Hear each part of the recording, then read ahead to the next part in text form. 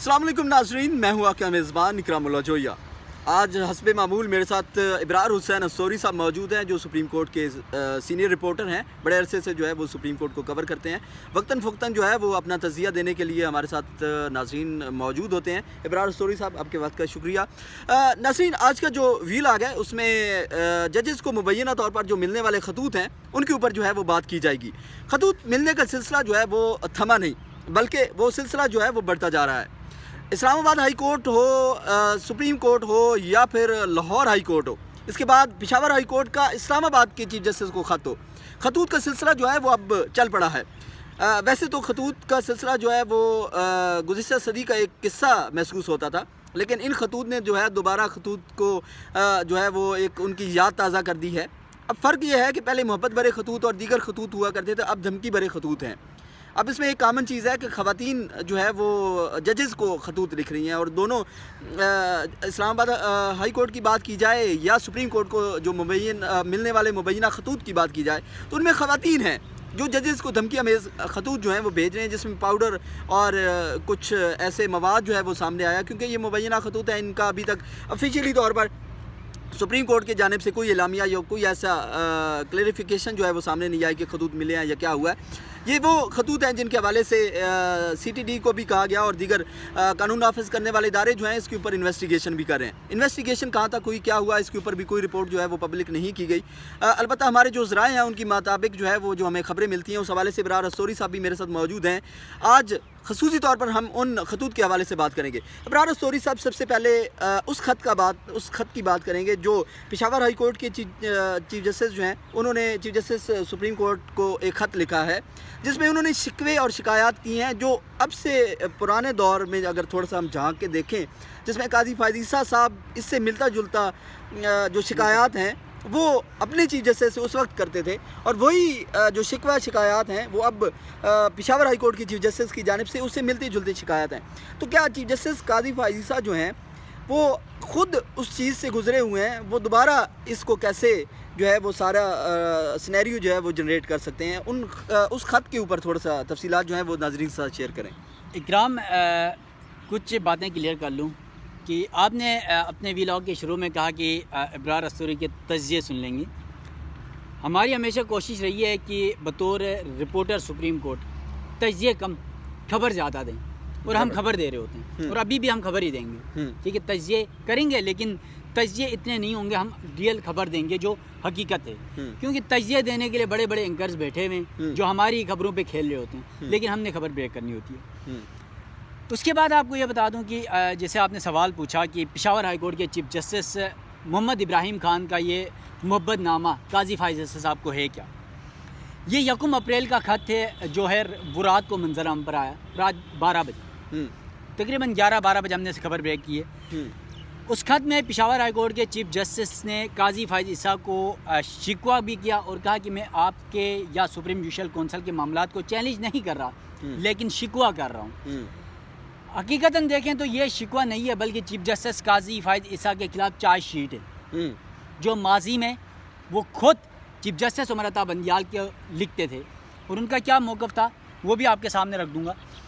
Chief justice Peshawar high court ने ये ख़त इस मुनासिबत से लिखा है कि सुप्रीम कोर्ट में इस वक्त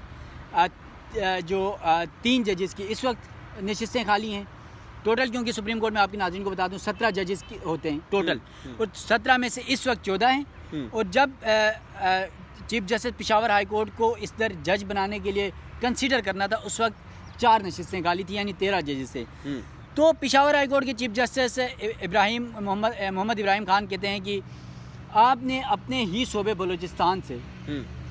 जस्टिस नईम अख्तर अफ़गान के लिए सुप्रीम जुडिशल कमीशन का इजलास बुलाया और उनको बतौर सुप्रीम कोर्ट जज तैनाती की। बहुत अच्छा किया आपने, ठीक है, लेकिन उसके बाद सीनियरिटी में दूसरे नंबर पर मैं था, और अब तो वो सीनियरिटी में पहले नंबर पर है। ठीक है। और सबसे बड़ी बात यह है कि मैं आपको ये बता दूं कि शायद मैं गलत भी हो सकता हूं कि कुछ हल्के या चीफ जस्टिस काजी फायद ईसा साहब नहीं चाहते कि मोहम्मद इब्राहिम खान सुप्रीम कोर्ट के जज बने, क्योंकि 13 अप्रैल को वो रिटायर हो रहे हैं। अब आप देख लें यहाँ पे छुट्टियाँ आ गई, छुट्टियाँ आ जाएंगी, 10, 11, 12, 13 तो छुट्टियाँ हैं। وہ تو ریٹائر ہو جائیں گے 13 تاریخ کو وہ ریٹائر ہو جائیں گے، ہوں، تو ریٹائرمنٹ کے بعد کوئی کنسیڈر نہیں ہوگا، ہوں، ان کا معاملہ ختم۔ اس کے بعد آپ کے پڑوس میں اسلام آباد ہائی کورٹ کے چیف جسٹس قاضی فائز احسان صاحب کے دل عزیز عامر فاروق صاحب ہیں سیناٹی میں پہلے نمبر پر، ہوں، وہ چیف جسٹس وہ سپریم کورٹ کے لیے جج لانے کے لیے تیاری ہو جائیں گے، آپ دیکھ لیں، ہوں، ٹھیک ہے۔ اب یہاں پر ایک ایشو بھی کھڑا کیا جا رہا ہے، وہ بھی آپ کو بتا دیتا ہوں۔ تو اب محمد ابراہیم خان صاحب لکھتے ہیں کہ اس وقت سپریم کورٹ میں بلوچستان سے 3 ججز ہیں، ہوں، چیف جسٹس قاضی فائز صاحب کا انہوں نے نام لیا، جسٹس نعیم اختر افغان کو جو آپ لے کے آئے 2، اور جسٹس جمال مندوخیل 3، جبکہ کہہ رہے ہیں خیبر پختونخوا سے صرف 2 ججز ہیں سپریم کورٹ میں، ہوں، جسٹس یحییٰ آفریدی، ہوں، جسٹس مسرت ہلالی 2۔ ٹھیک تو ہے، اس کا مطلب ہے یہاں پر بھی تناسب میں بھی ہوں، جو ہے وہ جو ہے نا مختلف ہے۔ ہوں، پھر اس کے بعد کہتے ہیں کہ میں 31 سال سے ہوں، بطور جج اپنے فرائض انجام دے رہا ہوں، اور اس کو میں اپنا مذہبی فریضہ سمجھ کر ہوں، آئین اور قانون کے مطابق میں نے فیصلے کیے ہیں، میرے فیصلے اٹھا کے دیکھ لیں، میرٹ کے اوپر میں 100% اترتا ہوں، لیکن اس کے باوجود مجھے کنسیڈر نہیں کیا گیا، اور اس امید سے یہ میں نے خط لکھا ہے، یہ میرا کوئی چیلنج نہیں ہے چیف جسٹس صاحب کو، یا چیف جسٹس صاحب اس بات کو برا نہ مانیں، بلکہ یہ میری گزارش ہے، میرا شکوہ ہے چیف جسٹس سے۔ تو اب یہ خط لکھا گیا، اس خط کے بعد سپریم کورٹ میں ہلچل مچ گئی۔ اب آپ کو بتا دوں اکرام، ماضی میں اس خط کا انہوں نے حوالہ بھی دیا، اپنے خط میں حوالہ بھی دیا چیف جسٹس قاضی فائز صاحب کے اپنے خط کا، کہ 2022 میں آپ نے اس وقت کے چیف جسٹس عمر عطا بندیال کو خط لکھا کہ سپریم کورٹ میں ججز کی تعیناتی سینیارٹی پر ہونی چاہیے، اور پھر سینیارٹی کے معاملے پر جو آپ کا موقف تھا اسی موقف کو آج میں دہرا رہا ہوں، تو اس لیے آپ برا نہ منائیے گا، اور قاضی فائز صاحب یہ چیزیں کرتے رہے۔ اب یہاں پر جو ہے چیف جسٹس قاضی فائز اور کچھ ہمارے ذرائع جو ہے ان کا جو موقف ہے، ہمارے ذرائع یہ بتا رہے ہیں کہ سپریم جوڈیشل کمیشن میں کچھ قوانین پہ ترمیم ہونی ہے، اس وجہ سے ججز کی تعیناتی کے لیے اجلاس نہیں بلایا گیا۔ تو سوال یہ بھی اٹھتا ہے کہ اگر وہ قوانین ہو رہے تھے تو پھر جسٹس نعیم اختر افغان صاحب کے لیے نہیں ہو رہے تھے، بلوچستان ہائی کورٹ کے چیف وہ آ جسٹس سکتے ہیں تو باقی ججز جس اب وہ یہی کہہ رہے ہیں کہ جس ٹائم یہ اجلاس بلایا گیا تھا نعیم اختر افغان صاحب کے لیے، اس وقت ابھی آپ کے پاس 4 نشستیں خالی تھی، تو آپ 3-4 ججز کا ایک ساتھ آپ اکٹھے اجلاس پہ بلا کے کر لیتے، آپ نے وہ نہیں کیا، شاید شفافیت رہ جاتی ہے اس میں بھی۔ ہاں اقربا پروری یہ وہ الزامات لگا رہے ہیں۔ پھر اس کے بعد یہ معاملہ چلا، چیف جسٹس قاضی فائز صاحب نے خود خط لکھا، آج پشاور ہائی کورٹ کے چیف جسٹس نے یہ خط لکھ گیا، یقیناً اب یہ یہاں تک میری خبر تھی، اب میرا تجزیہ یہ ہے کہ یہ چیف جسٹس قاضی فائز صاحب بہت غلط کر رہے ہیں۔ اس کی وجہ یہ ہے کہ دیکھیں، آپ خود اپنے موقف کو ڈینائی کر رہے ہیں کہ جو ماضی میں آپ کہتے رہے کہ سینیارٹی پر جج کو سپریم کورٹ لانا چاہیے، پھر دوسری طرف کل کے مقدمے میں بھی آپ نے دیکھا چیف جسٹس صاحب کہہ رہے ہیں کہ ہمارے پاس تو مقدمات کا اتنا بوجھ ہے اور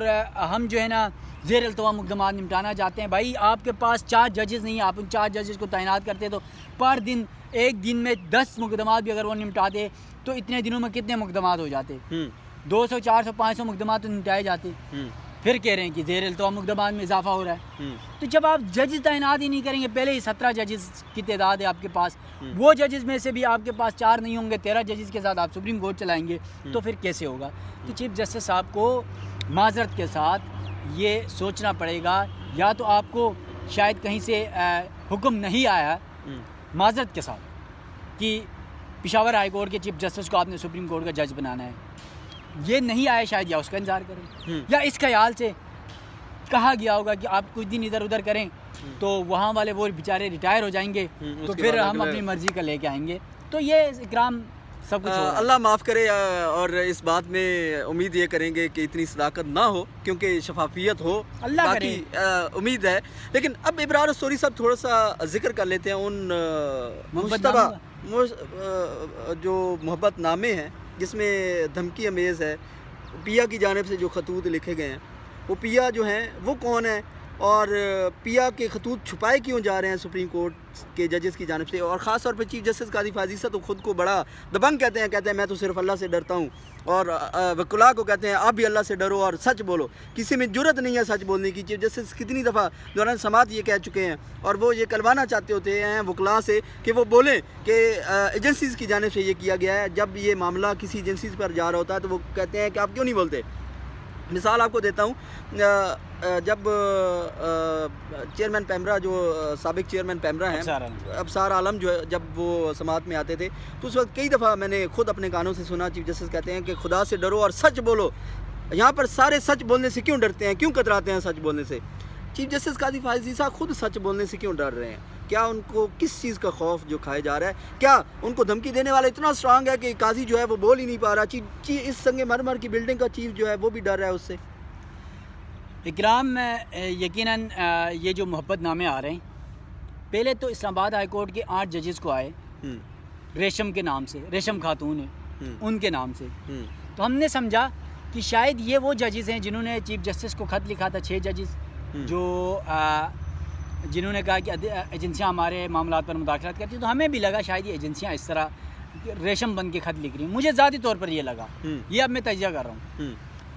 لیکن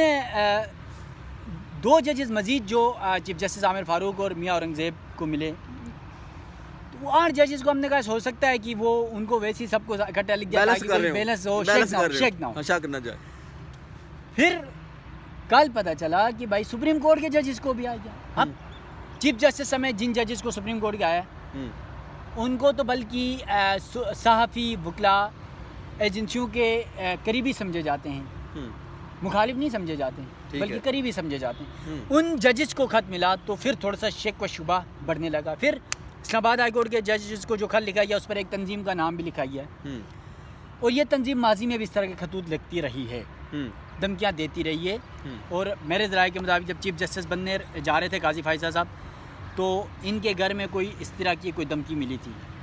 یہ کنفرم ابھی تک نہیں ہو سکا اور چیف جسٹس کی جانب سے بھی نہیں بتایا گیا، لیکن کچھ باتیں اس طرح کی افواہیں چل رہی ہیں. اب کل پتہ چلا بھائی چیف جسٹس سمیت جن ججز کو، جس میں چیف جسٹس قاضی فائز ہیں، جسٹس منصور علی شاہ ہیں، جسٹس جمال مندوکھیل ہیں، جسٹس اطہر من اللہ ہیں اور جسٹس امین الدین خان ہیں، ان 5 ججز کو محبت نامے ملے. اب وہ خاتون ہے گلشاد نام کی، گلشاد خاتون. مطلب ادھر ریشم 8 ججز سے محبت کرتی ہے اور ادھر گلشاد 5 ججز سے محبت کرتی ہے. اور پھر ادھر لاہور ہائی کورٹ کے 4 ججز سے کو بھی جو ہے محبت نامے مل گئے. اور پھر وہاں پر ان خط میں پاؤڈر کیمیکل ملا ہوا ہے، وہ ہر خط کے اوپر ہے. کل سپریم کورٹ میں بھی رجسٹرار سے ملے CTD کی ٹیم، اور یہاں سے وہ مواد اینٹی ٹیررس والے وہ لے کے گئے. مقدمہ بھی شاید اس کا درج ہو چکا ہے اور انکوائری بھی چل رہی ہے، لیکن اب تک اس تحقیقات کے حوالے سے کوئی بات کھل کر سامنے نہیں آئی اور یہ معاملہ اس وقت جو ہے زیر تحقیق ہے. اور پھر یہاں پر اس خط میں ایک ڈینجرس، جس طرح وہ بجلی کے کھمبوں میں وغیرہ میں لگا ہوتا ہے، آپ کو پتہ ہے کہ ڈینجرس کا ایک وہ نشان بنا ہوتا ہے، اس طرح کا ایک نشان بھی بنا ہوا وہاں پر. اس خط میں یہ دھمکی بھی دی گئی کہ سپریم عدالتوں کا جو ججز سسٹم ہے، جو جوڈیشل سسٹم ہے، وہ صحیح نہیں ہے، اس کو صحیح ہونا چاہیے. تو یہ اس طرح کے خط ہیں. اور ہماری ایجنسیاں، نمبر 1 ایجنسیاں، وہ کیا کر رہی ہیں؟ وہ کیا کر رہی ہیں کہ وہ کہاں ہیں؟ پہلے ہائی کورٹ کو، پھر سپریم کورٹ کو، پھر لاہور ہائی کورٹ تک یہ خط، اور الزامات بھی انہی کے اوپر ہیں ڈائریکٹ. کل الزامات شاید دیکھیں ان پر میں اس لیے بھی نہیں لگا رہا کہ ہو سکتا ہے یہ کوئی اور بھی ہو سکتا ہے. یہ آپ کے جو کل عدم تنظیمیں ہیں جو آپ کے پاکستان کو کھوکھلا کرنا چاہتے ہیں، یا اس طرح کی کوئی بیرونی عناصر بھی ہو سکتے ہیں.